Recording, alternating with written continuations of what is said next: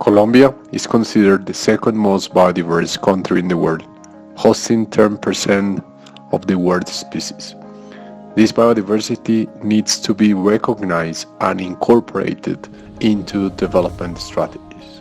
We already know the benefits of biodiversity for achieving our national sustainable development objectives, but we still need to make biodiversity a central axis of the country's development.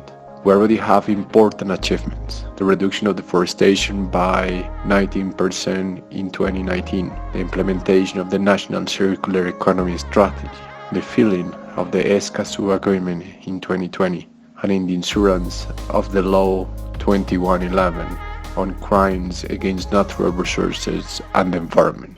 However, the country still faces major challenges at a different scales. Deforestation continues in some areas of the country, posing enormous local and interinstitutional challenges. Similarly, the current pattern of natural ecosystem conversion has a legacy of human footprint and ecosystem degradation.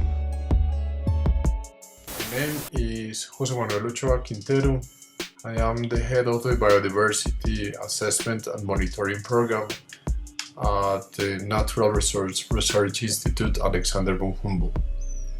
Essential life support areas are crucial for Colombia, as they define important zones for biodiversity, climate change, and economic development.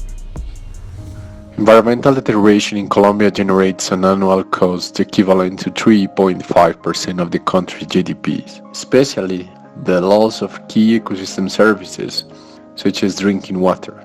This is not only paradoxical but also worrying. Colombia depends on nature for its water.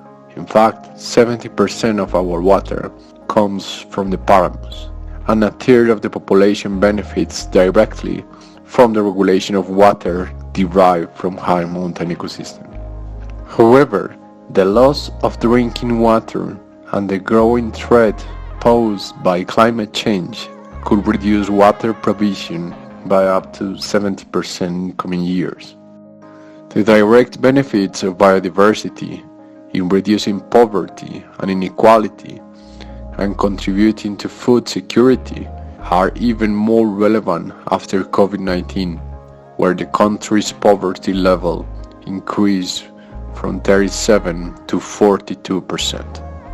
The use of spatial data in conjunction with the strategic planning approaches represents an opportunity to assess where and how biodiversity can most effectively contribute to SDGs and human well-being.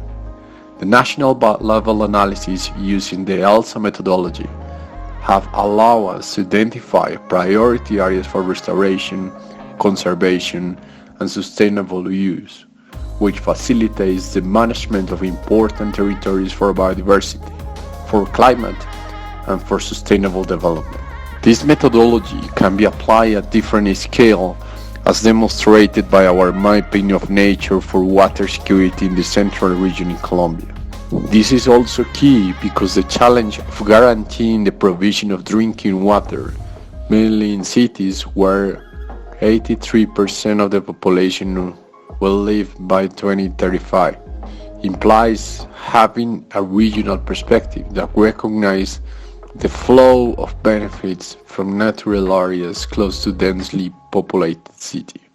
ELSA facilitates the identification of biological corridors, key conservation areas, watersheds, and agricultural use areas, among others, that should be considered for water security planning, ensuring that ecosystem services and water provision is protected for current and future generations. Beyond the purely biological and ecological information, these integrated mapping approaches allow us to incorporate socioeconomic information as well as connect public policy objectives with concrete actions in the territory. With such an ecologically and culturally heterogeneous country, the ELSA methodology allows us to regionalize the prioritization exercises, where several voices can be heard and consensus can be built based on the best spatial information available. Join us in identifying essential areas for life in Colombia. Nature for Life.